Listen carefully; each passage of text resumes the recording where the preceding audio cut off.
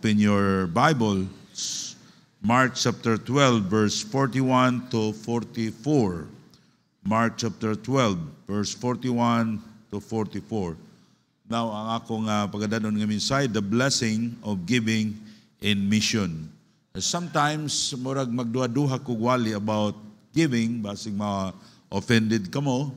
Apan maigsoon ko sa Ginoo sa pastor, this is my desire nga ang matag membro nini nga iglesia, no? Ma-involve no kamo sa paghatag sa misyon para ang Dios magapanalangin sa atong matag usa ka kinabuhi. Mahimo mong malipayon while you are serving the Lord, no? Pwede ka nagsimba pero wala kay kalipay because you are disobeying God, the plan of God sa imong kinabuhi, nga ang Dios magapanalangin sa kanato financially through our giving. Okay? Now, kung basahon Mark chapter 12, verse 41, kamo mubasa sa 42, ako sa 43, unya atong dunganan sa 44. Okay? Nana mo diha? Mark 12:41. And Jesus sat over against the treasury and beheld how the people cast money into treasury, and many that were rich cast in much.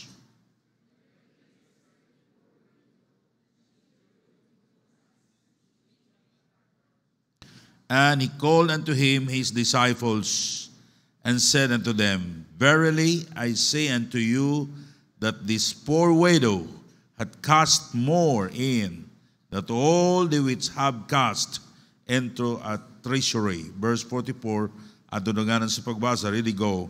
For all they did cast into their abundance, but she in her want did cast in all that she had, even all her living. Kining babaeng balo, gihatag niya tanan nga unsay naa niya. The message this afternoon, the blessing of giving in mission. Let's pray. Our Heavenly Father, we thank you, Lord, sa mga tao nga nibalik sila Ginoo. Salamat sa special number, sa song leader. Salamat sa mga Kristohano nga nakaron. Lord, balusi sila og mga blessing, spiritual blessing of God. Open their hearts and their mind, Lord, sa pagsabot sa imong pulong. Sometimes, O God, as a pastor, usay mabalaka ko, Lord, o I'm going to preach again about giving, about mission. Maybe doon ay mga Kristohanon, they become offended to this message. But Lord, I pray that the Holy Spirit will convict their hearts. Imong abrihan ang ilang unahuna o kasing-kasing Ginoo. Na kini, Lord, akong ginawali tungod ang akong desire nga sila mahimong malipayon nga Kristohanon. O sa ka-Kristohanon nga imong gibubuan o panalangin ang ilang kinabuhi, spiritually and materially. Lord, help me, and I ask the Holy Spirit to empower me, to give me exact words to deliver your message. In Jesus' name I pray, amen. Thank you. Please be seated.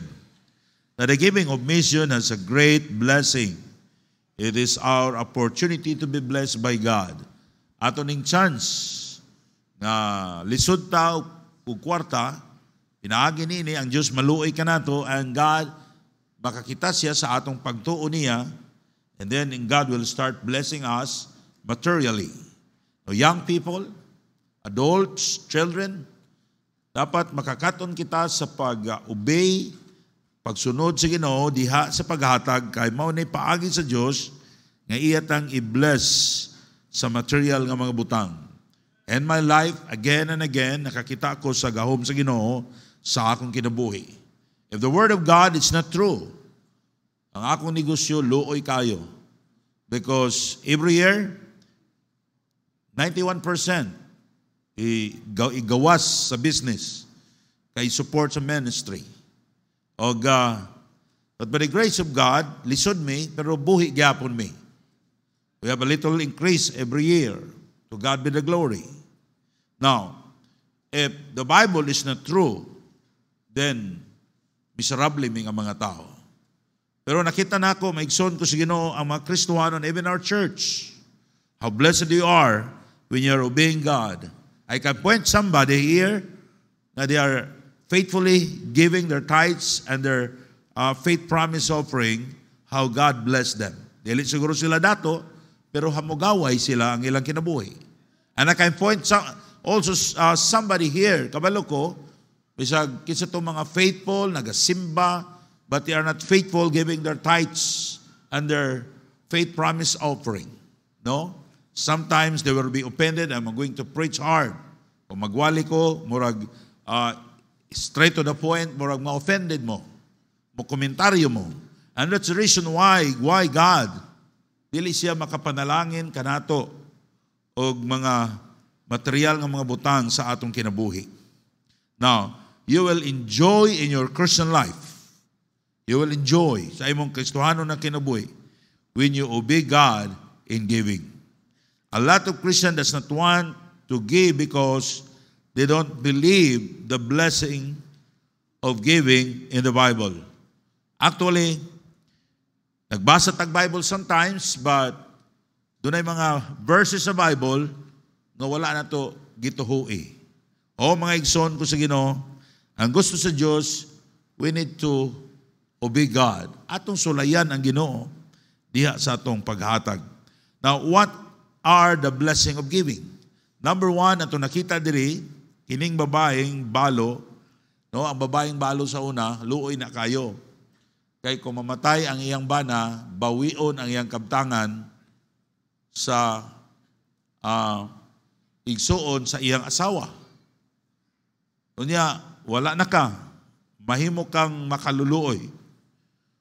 So, ato makita rin nga si Jesus Christ, iyang na-recognize. Ningon siya, tanawan ninyo. Nagtanaw sila, nag-observe sila sa mga tao nga naghatag din sa temple, and Jesus sat over against the treasury, and behold how the people cast money into the treasury. Naghatag. And many were rich, cast in much. Daghang mga dato, naghatag sila kay daghan. Daghan sila kwarta. And there came a certain poor widow. Kiklaro yun. Poor widow. A babaeng balo nga purdoy, pobre.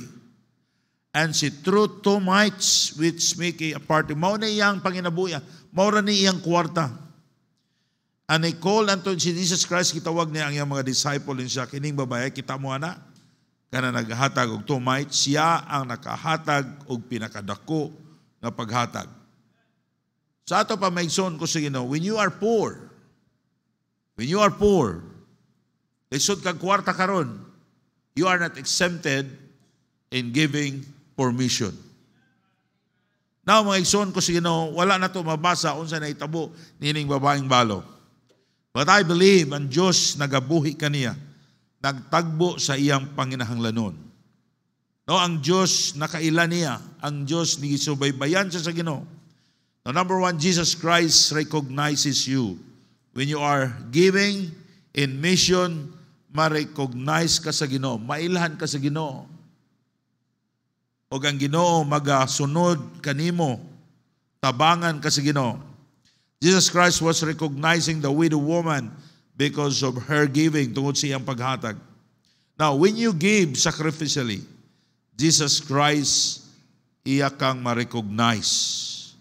He recognizes your giving. He recognizes your church sacrifice when we supported mission. By the grace of God, ang atong church, to God be the glory, we are supporting 400 missionaries, local and foreign missionaries. It's a lot of money every month. Apan maigsoon ko sa Ginoo, wala ta pasagdi sa Ginoo. Nakita nato ang Diyos nagapadayon siya sa pag-bless sa atong church.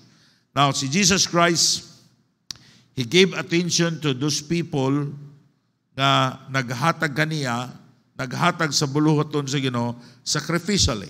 By the way, usay ang atong una-una nga God is after our money. No. Unsay may mumahatag sa Diyos that He owns everything. Nothing, right?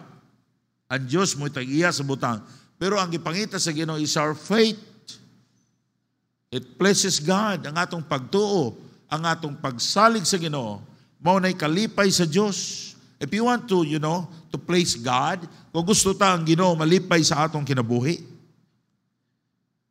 dapat ang atong pagtuo makita sa Ginoo nga nagsalig ta sa Dios diha sa atong paghatag. If sayo ra kayo pagingon, yeah, I trusted God, nagsalig ko sa Ginoo, nagtuo ko sa Ginoo, pero mosalayan lang ang tao, he really trusted God diha ko makita diha sa iyang offering. Paigsoon ko sa Ginoo, inaot unta nga inyong nasabtan. It is continued ka nga nagpray, nga naluwas ka, nagpray ka nga daghang maluwas, you need to involve in giving your faith promise offering. I say it again, if you are truly convicted, if you have truly a burden for the lost soul, dapat magsakripisyo ta, ma-involve ta sa paghatag sa atong faith promise offering. Iyo ka na sa imong igsuon nga ako nag-pray gyud ko nga naay mutabang nimo. Kung nasa sakit, nag-pray gyud ko nga naay mutabang nimo. Yeah, continuod ka nag-pray sa imong igsoon. You yourself, you will help, right? Dili kayong uban, gihulaton nimo ang uban nga mutabang. If you have the power to help. Saman sa niana, pastor, nag-ampog yung ko, pastor, nga ang mga missionary, masuportahan sila. No, you are not sincere sa imong gisulti. If you are truly sincere, what you say, ikaw mismo ang willing mo tamang. Right? Amen? Mga igsoon ko sa Ginoo, ang atong ginahimo, gisubaybayan na sa Ginoo. Sometimes, kanang sayuta mo simba, nakita na sa Ginoo. Kanang bisag lisod ka, naghatag ka sa imong offering, nakita na sa Ginoo. Nakita sa Ginoo ang inyong kasing-kasing sa diyang murag nagreknano man si pastor, nagsige na magwali og a faith promise offering. Kay hapit na gud ang atong pagkuha sa atong faith promise commitment, right? Pag human mo ndang naman pug ko ani. Lahi naman po na akong iwali. But today I need to preach hard about this because this is, mauni bottom line, diri magsugod ang atong future sa panalangin. If I will not preach this, ako tamong gihikawan sa panalangin sa inyong kinabuhi. I did not preach this because I want you to give. Aron naggatag kwarta sa church. No. Even myself, I want to be a leader sa paghatag, example sa paghatag. No? Nakita ko gubang mga simbahan, he preached hard about giving of mission, pero ang ilang at church, wala magtabang sa misyon. No, I will not do that. By the grace of God, our church is blessed by God with money. Sa grasya sa Ginoo. But ang akong tumong, ang akong tuyo, maigsoon ko sa Ginoo nga kamo malipayon nga Kristohanon. Nga kamo i-bless kamo sa Ginoo aron makita sa mga tao nga ang inyong Diyos gialagaran tinuod nga Diyos.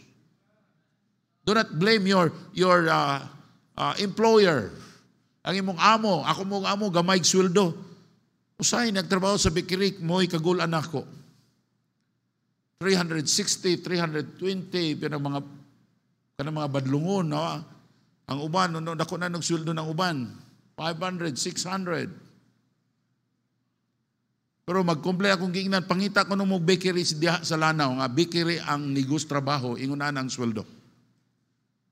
Well, nag-istorya mi dito sa una, nag-istorya mi sa mga negosyante sa Iligan, and I show my record about how many percent sa among profit nga gihatag sa labor. Ingon siya ako, di ko musugutan na, kadako anang labor. I try my best nga maunta, masina, aron madakog sweldo.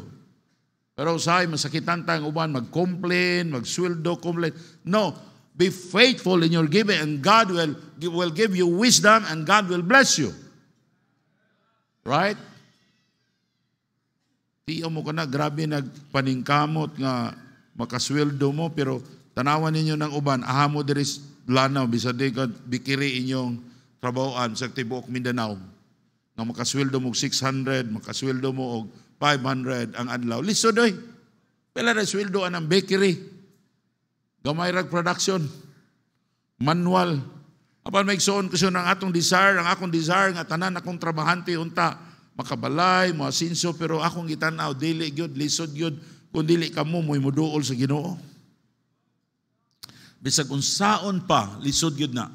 Ang inyong kasing-kasing in the sight of God, you are ungrateful.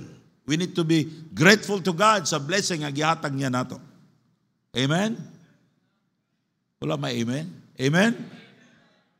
Because ang Diyos gusto siya nga i-bless ta niya, but He cannot bless us unless we are faithful to our giving. Now, if you are poor, dili na exempted, no? Nga di ka muhatag. Ang Diyos di ay ma-recognize ka niya sa dihang mo sacrifice ka, muhatag ka para sa iyang buluhaton. Nanay usa ka tawo nga na-recognize siya sa Ginoo. Atong basahon Genesis 18 verse 18. Unsa kay iyang gibuhat? Kani nga tawo mao ni si Abraham. Verse 18. Saying that Abraham shall surely become a great and mighty nation. Ang Ginoo nagsulti kani si Abraham, mahimo gini siyang dato nga natawo. Can you imagine ang Diyos nag-ingon na ni Abraham nga mahimo siyang dato?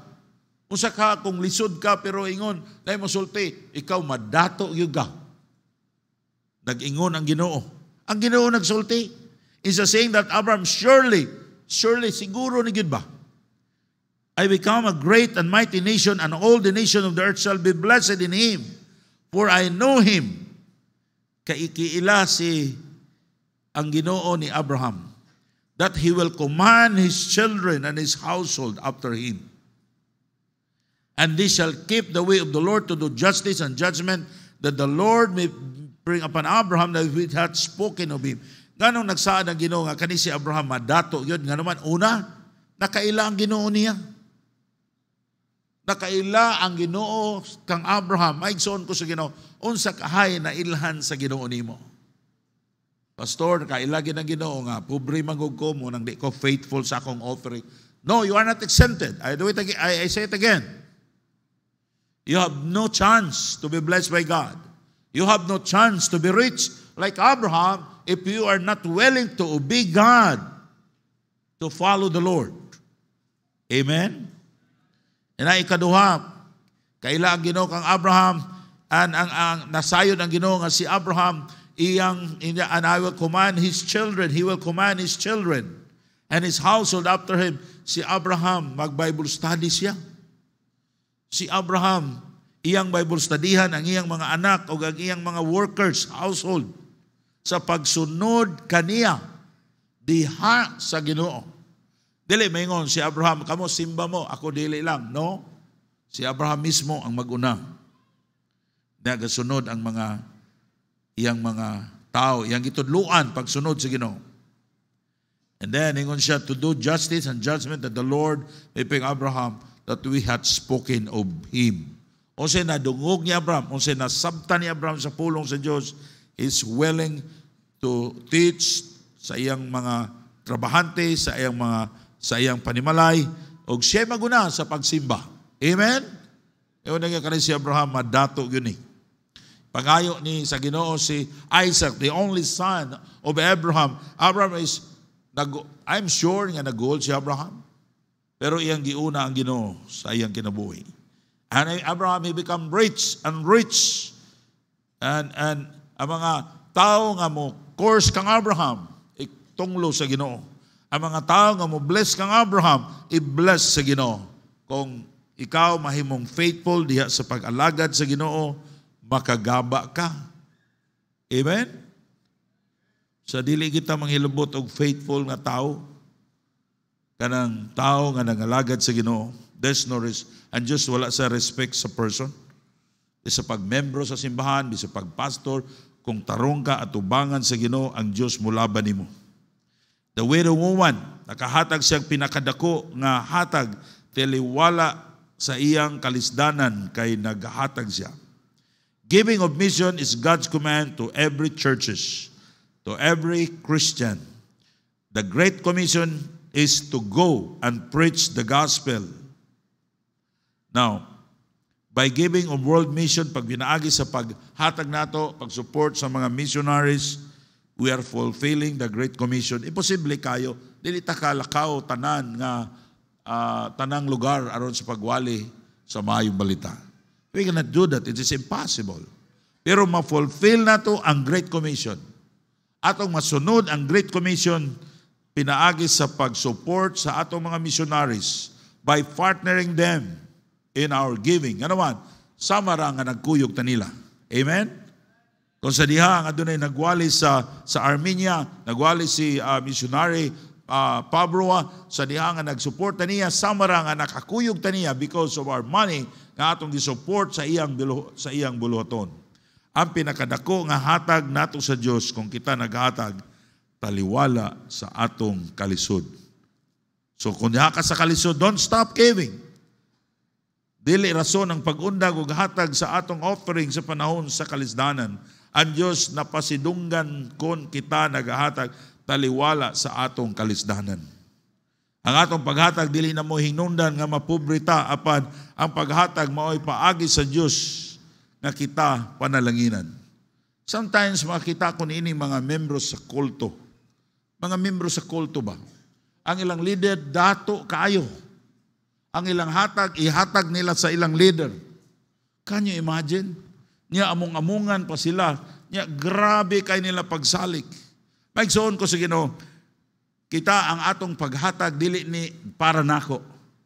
Para ni sa mga missionaries. I can guarantee nga walay mawala ani bisag piso. And I guarantee you, ako mo'y unang muhatag para sa misyon. I will do it. I want to be a good example. No? O kini siya nga paghatag para ni sa buluhaton sa Dios. Ang Dios mapasidunggan kung kita naghatag taliwala sa atong kalisdanan. Ang atong paghatag dili na mao hinungdan nga mapobrita, apan ang dili paghatag mao na hinungdan nga makalisud-lisud ta. Ato makita sa Proverbs 11:24, there is that scatter it and yet increase it. Doon yung mga tao, grabe yun muhatag. Diya sa buluhaton sa Ginoo, diya sa pag-support sa mission. Pero increase it, nag-uswag sila. And there is that withhold it more than its meat, kanang lisod yun, di yun muhatag. But it tended to poverty. The reason of poverty to every believers, to every Christian, because they are not giving to God. They are not trusting God. The Bible says, verse 25, the liberal soul shall be made fat. Atong mga manggihatagon, mo dako sila, mo tambok sila. Honey, that water, it shall be watered also himself. When the poor start giving, he also start increasing. Sa diha nga mo start kag hatag, maigsoon ko sa Ginoo, imong gitagaag oportunidad ang Dios nga mo bless sa imong kinabuhi. Imong gitagaag chance nga ikaw panalanginan sa Ginoo. Giving of permission is an act of faith. If you have faith of God's promise, you are committed to give for mission. Amen? Ang atong mga misyonary, maigsoon ko sa Ginoo, yes, doon mga misyonary, usahay, dili angayan, suportahan, maka-discourage. Pero gamay ra ni sila. Atong gitanaw, muna usay, tanaw na ko, sa gihimo sa mga missionaries. Doon ay mga missionaries, maigsoon ko sa Ginoo, nga grabe ang ilang sakripisyo diya sa ministry. Can you imagine, mga engineer sila, dagko sila granggo, they are receiving 400,000 a month, and then niundang sila, and then niadto sa kalugar, wala na sila trabaho, ni-resign silang trabaho, aron mahimong missionaries. And now they are receiving a small amount of support. Ang ilang mga anak, usay mag-complain, usay mo hinungdan sa ilang mga anak mag-backslide, kay wa nila masabti ang sakripisyo sa ilang mga ginikanan. Because they love souls and their fathers called by God to preach the gospel, and we need to support them. Amen? Amen? Uy, ano natulog man mo? Amen? Mauni karon. Wali mo ka pastor o giving, matulog lang ko. Number 2, the blessing of giving. Number 2, you are investing in God's business. I teach this many times in our church that giving is investment. You are not losing your money when you give. Kung naghatag kita, dili pasabot nga nawala na itong kwarta, kaluoy sa akong kwarta, gihatag na nako sa offering. You are wrong. Your money is, that's your investment. And time will come, mubalik na nimo nga mas dako pa og amount. The more you give, the more you have. Ang BDO sa una, pagsugod nila, no, 1 peso per share. Karon, siguro 145 na ang share. So piso, 145. 1,000, 145,000 na. 1 million, 145 million na. Because that's investment. You're not losing your money. Your money is recorded in heaven. Ang ubang Kristohanon, dili sila gusto mag-invest sa misyon. Dagan sila needs. Misyon, lisod mi, lisod. Pero mingog, invest mo aning sa kapao, kay dakog interest. Basta, daghag kwarta. Pero misyon, way kwarta. Pero pagkapa, daghag kwarta. Forex, daghag kwarta. Daghang mga tao, sometimes sa atong church, ingon niya na. Pag misyon, lisod. Pag forex, daghag kwarta. Pero ang forex, walay saad, nga tagaan ka nagsaad, pero butbut. Ang Ginoo, dili ni scam. Ang Ginoo is true and faithful. Isa tong founder sa Kapa. Si Apolinario, butbuton. Ang Ginoo, dili na butbuton. Ayaw mo pagunahuna nga, basig murag forex ni, basig murag kapa ning misyon. No, you're wrong. Kung ang mission giving, mura pa ni kuan kanang scam, pordoy nako. Pero salamat sa Ginoo, ng Diyos, magyapon ko'y kwarta, pero buhi pa by the grace of God. Amen? Na kung gamay ra ang imong gihatag, gamay ra sad ang imong madawat. Ang paghatag sama ni sa nagpugas ka. Sa dihang imong gipugas, wala na nimo ang seed, wala nimo gikaon kay imong gipugas. Pero magpaabot kag pipila ka mga adlaw o mabalik na nimo doon na kay ani. In 2 Corinthians chapter 9 verse 6, but I say he which sow it sparingly shall reap also sparingly, and if it sow it bountifully, shall reap also bountifully. Now, mga Kristohanon, kung gusto ka mo masinso, ayaw ang inyong hope ibutang sa inyong employer. Ayaw ibutang inyong hope sa inyong igsuon. Mayroon tagtabangan ko sa kong igsuon, montag inkrisan kong sweldo, aron mo asinso ko. No, bisa pag inkrisan kag sweldo, purdoy lang yapon ka. Because that your mindset. Mahimo lang ka mo asinso if God will give you wisdom how to deal your money. Og tagaan lang kag kaalam sa Ginoo kung masinugtanon ka. Mang-invest ka sa buluhaton sa Ginoo, God, He will give you wisdom how to save money and how to live. Nga doon na kay abundansya nga kinabuhi. The reason why we are poor, kita sa Pilipinas, unta, dapat di ta mapobre. Pagkatinuod lang. Sometimes we trust our government. Kana ma-presidente si Kuan, hayahay na Kuan eh. Ayaw mo, bisag kinsa pa yung presidente. Kung dili mausab the way we think, purdoy kita gihapon. I convince in all of my heart na ang mga tao, dili kita mo asinso unless mausab ang atong mga pangunahuna. Unsa man itong hunahuna, pastor? Ang atong hunahuna nga tabangan ta sa uban, inkrisan tag sweldo. Atong di man ato ko sa libor kay gamay ra kog sweldo. Bisan pag daghang kag kwarta. The same gyapon ang imong kinabuhi kung tagaan ka di ka kasaligan kay nga naman the way you think. Pero kung tagaan tag kaalam sa Ginoo, tagaan tag kaalam sa Ginoo, we know how to handle our money.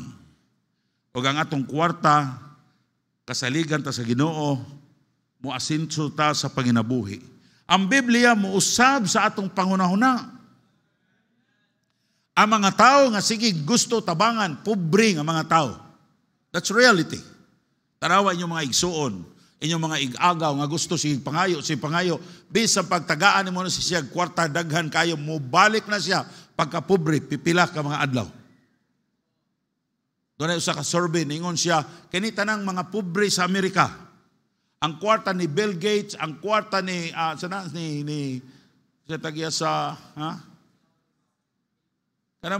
mga bilyonaryo ihatag sa mga pobre. Iyo sila, after 2 years, mubalik sila pagka-pobre. O kaning mga bilyonaryo, mubalik sad pagka-bilyonaryo. Nga naman, sa ilang pangunahuna. Karon, kung naakay kwarta, sikay ingon, lisod. Pero, sikag pangutang, ang imong giutang, dili kay nimong gikinahanglan. Magtrabaho, magsikag unahuna nga, unta, dako kong sweldo. Kinsa mo po'y mo sweldo, di mo dako, nga di man ka mo trabaho. Inigadto sa imong amo, wala, galingkod ra. Patrabahoon, trabaho gamay, lingkod na sad. Mutago. Gyud.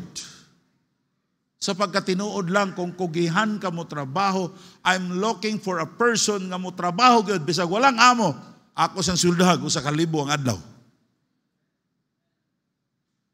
Pero unsaon, bahala na ni, may manag ako ani, sweldo ra may akong gihan, namaw na. Kung imong unahuna, dili mo usab, pobre ka lang gihapon, ay gyud pag unahuna. So mga igsoon ko sa Ginoo, my point is this, you are investing in God's business. Kung mo invest ka kahago, mo invest ka, mo ani ka, ug maayong butang sa imong kinabuhi. Number 3, you can see God's miracles in your life. Makakita kag milagro sa imong kinabuhi. Now in John chapter 6 verse 2 and 14, nakita na to diri nga ang mga disciples diyan nagtudlo si Jesus Christ, wa na sila ipagkaon. O gabi na ingon si Jesus Christ, dapat ni mga tao ning 5,000 makakaon ni sila. Kay kumulakaw sila, masig mga kuyapan sila sa kagutom, naata sa kamingawan. Ingon si Jesus Christ, pakana sila. The problem is, they don't have bread. Salamatan doon ay bata, ang lad, bata ang lalaki, is willing to give unsay naa niya. Doon na say 5 barley loaves and 2 pieces. Ikan sa bata. O nagtuo ko nga wala ni giilog sa mga disciples. Gihatag ni sa bata. Wala ni gilayog. Nila ang bata niya, ilang gikuha ang pagkaon sa bata. And I believe this lad is freely iyang gihatag ang mao nga iyang makaon. Tungod kay iyang gihatag, igsoon ko sa Ginoo, nakakita sa milagro, nakakaon ang 5,000. Eat all you can, the Bible says. Kutob sa ilang makaon, kutob sa ilang mukaon sila, gilang kaunon. That's the miracle nga gihimo ni Jesus Christ. Og tungod kay gihatag sa bata, ang bata nakakitag milagro. Og ang pilay sobra gani? 12 baskets ang sobra, 12 ka bukag. Nakakaon tanan 5,000, 8 all you can, o niya doon ay sobra nga 12 ka basket. And I believe katong 12 ka basket, gihabalik to sa bata. Amen? Ang bata, nakakita siyang milagro, napanalanginan pa siya, apil siyang kaon. Unya doon na pa'y sobra. Paingsoon ko sa Ginoo, kuha ni gihatag sa bata. Di sa kitag milagro. Mga igsoon ko sa Ginoo, kung di ta mohatag sa misyon, dili kita kitag milagro sa atong kinabuhi. I've seen miracles from miracles. Salamat sa Ginoo, God is true, He is faithful. Usahay karon atong madunggan tungod sa mga kulto nga ni tribe sa atong nasod. Sa miyuntag, ang mga tao murag allergic sa paghatag. Apa maigsoon ko sa Ginoo, ang atong church wala ta mag-keep og kwarta dinhi. Apan ato ning gihatag sa mga missionaries. We are preaching the gospel. The gospel has the monig gahom sa Diyos sa pagluwas sa tao, sa mga tao nga wala pa sila makaangkon sa kinabuhing dayon. Now, it is not good to say no when God asks you to give. Kung nag-ingon ang Ginoo gani nga hatag, dili na maayo mahingkag, dili ko. Kay kung ang Ginoo musugo, ang Ginoo dunay say katuyuan niya na. Ang dunay reward nga ihatag sa Ginoo nato. Ato makita diri sa Mark 11:2-3. And he said unto them, Go your way, and the village over against you, and soon you entered into it, and ye shall find colt tied whereon never man sat, loose him, and bring him. And if any man say unto you, Why you do this?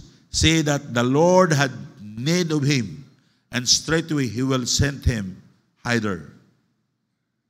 Isugo sila ang disciples sa pagkuha nining asno na sakyan ni Jesus Christ. Kung doon ay moingon ko nung, ano inyo mananggihimo?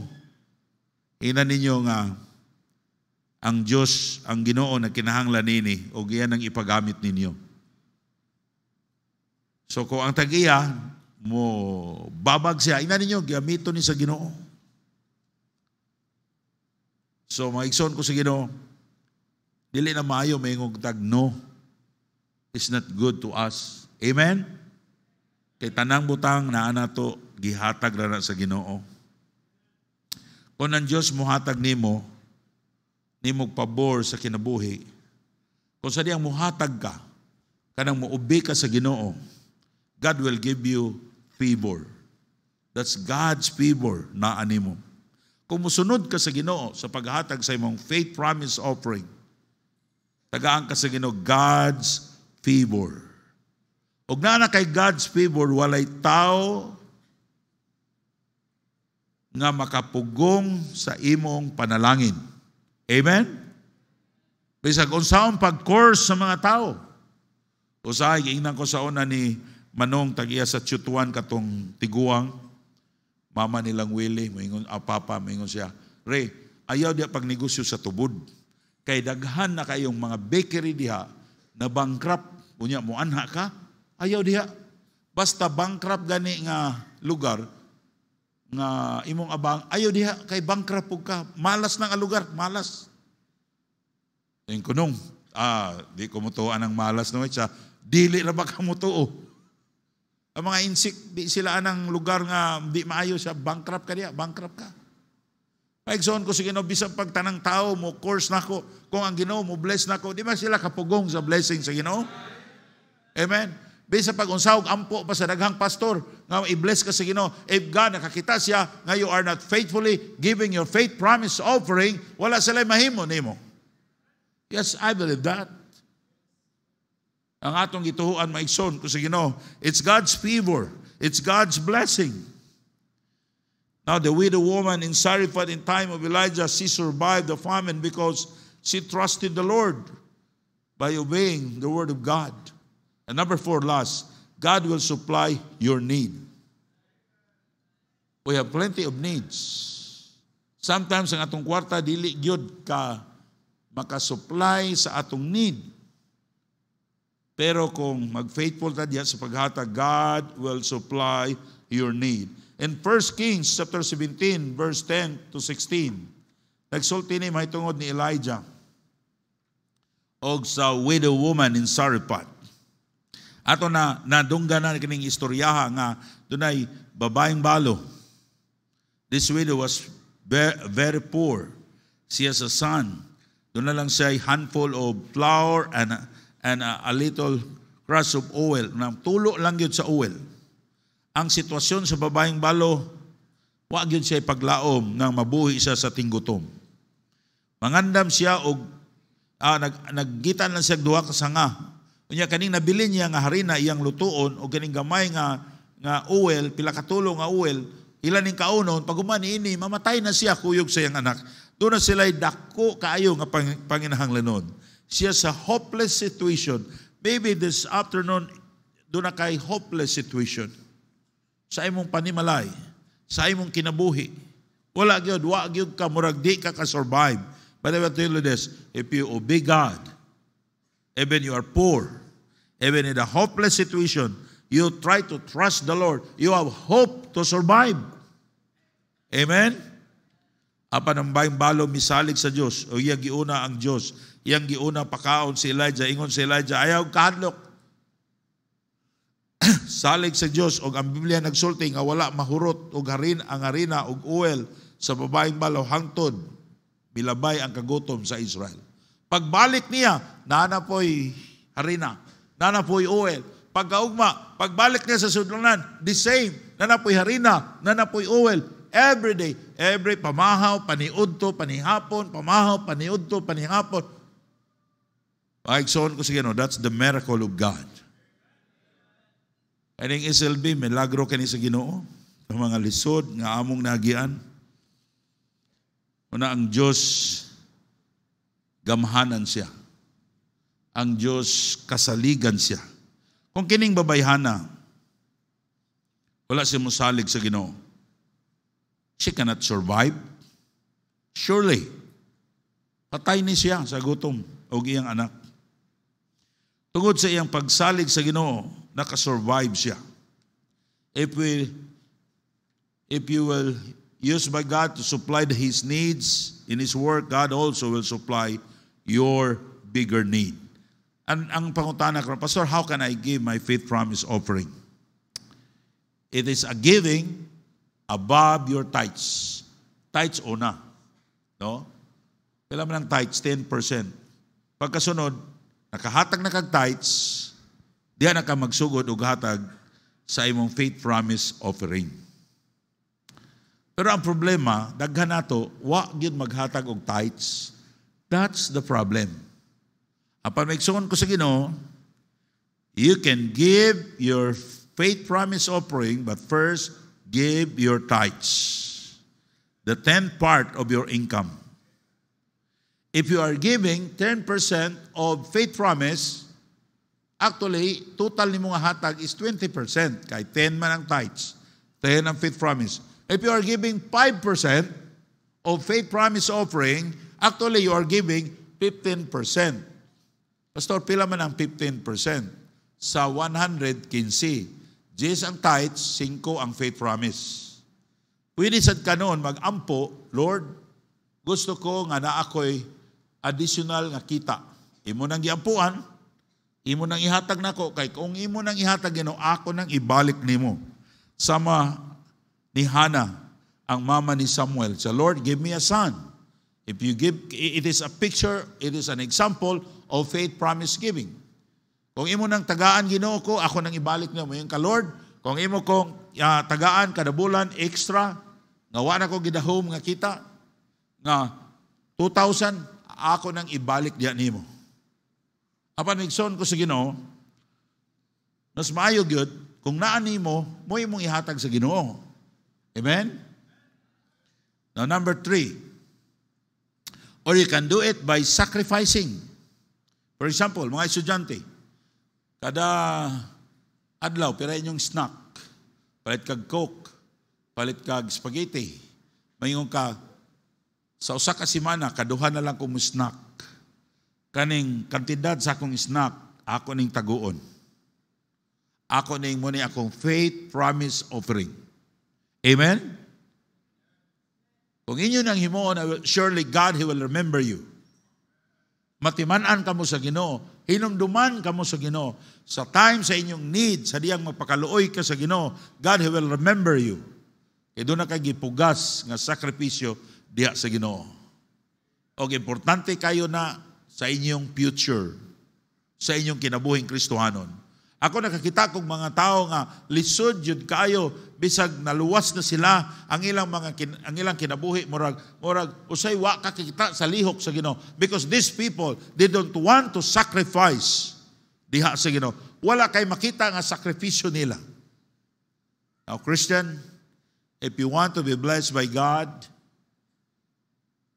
dapat mo pugasta diha sa Ginoo. O sa atong gihimo karon, that's our future. Kung magpakabanata, wala ta, babaliwala lang nato, maigsoon ko sa Ginoo, maabot ang panahon na diin ulahin na ang tanan. If you want to be blessed by God o gusto ka nga gamiton sa Diyos to supply the needs of the ministry, be involved in giving of faith promise. Now, ang ato untang motivation sa paghatag, not because i-bless na sa Ginoo materially, but because we love the Lord and we love souls. Nga untang atong motivation, Lord, gusto ko nga ma-involve na ini. Dili kay gusto ko, Lord, kay mo kong i-bless materially, but surely God, He will bless you materially. Pero sa di pa na mo abot, makasurvive ka. Because your motivation is not nga balbulihan ka sa Ginoo. No. Bisan pag di ta panalanginan sa Ginoo,